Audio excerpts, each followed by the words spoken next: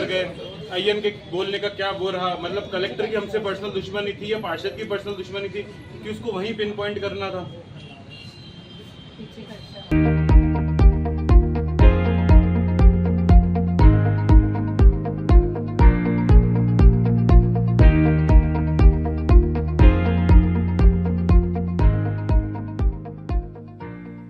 देखिए, ये मुद्दा हैंडपंप का नहीं था। मेन तो हैंडपंप लगे वहाँ, ऐसा भी नहीं था कि नहीं लगे।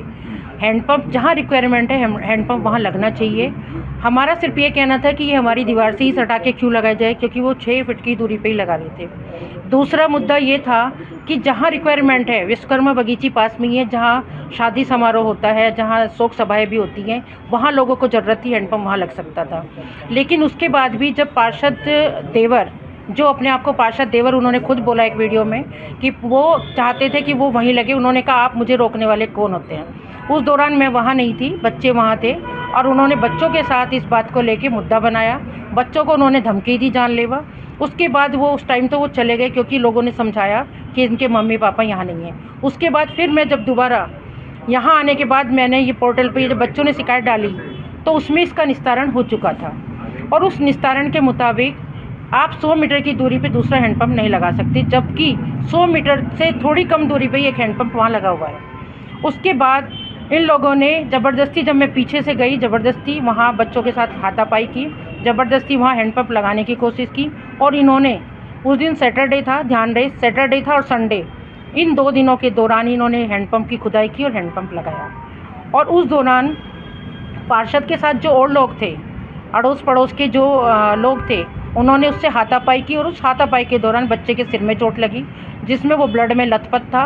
और ब्लड में लथपथ पे ही वो वहाँ गया थाने में कोई सुनवाई नहीं हुई। 4 घंटे बाद बच्चे की मेडिकल जांच की गई। और इस दौरान मेरा कहना ये है कि अगर डिस्प्यूट था हैंडपंप को लेके, तो वहाँ पुलिस क्यों नहीं थी?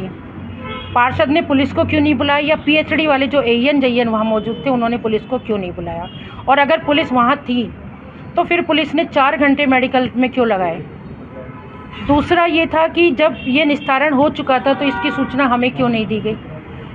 हम लोगों को सूचना अगर इसकी होती तो हम इस बारे में कुछ बात भी करते, लेकिन इसकी सूचना हमें नहीं दी गई। और दूसरा, जब इसकी एफआईआर की हमने रिपोर्ट दर्ज कराने की कोशिश की, 2 बार वहाँ बात भी की, तो पुलिस चौकी पे, जो रामगंज की पुलिस चौकी, वहाँ लोक मिला। मैं आपको फ़ोटो दिखा दूँगी।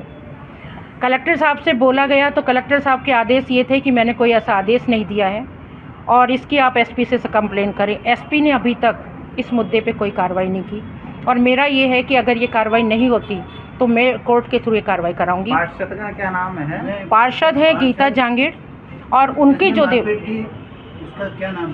वो है चेतन जांगीड़ और यशपाल, और उसके 2 बच्चे जिन्होंने पत्थर मारा है।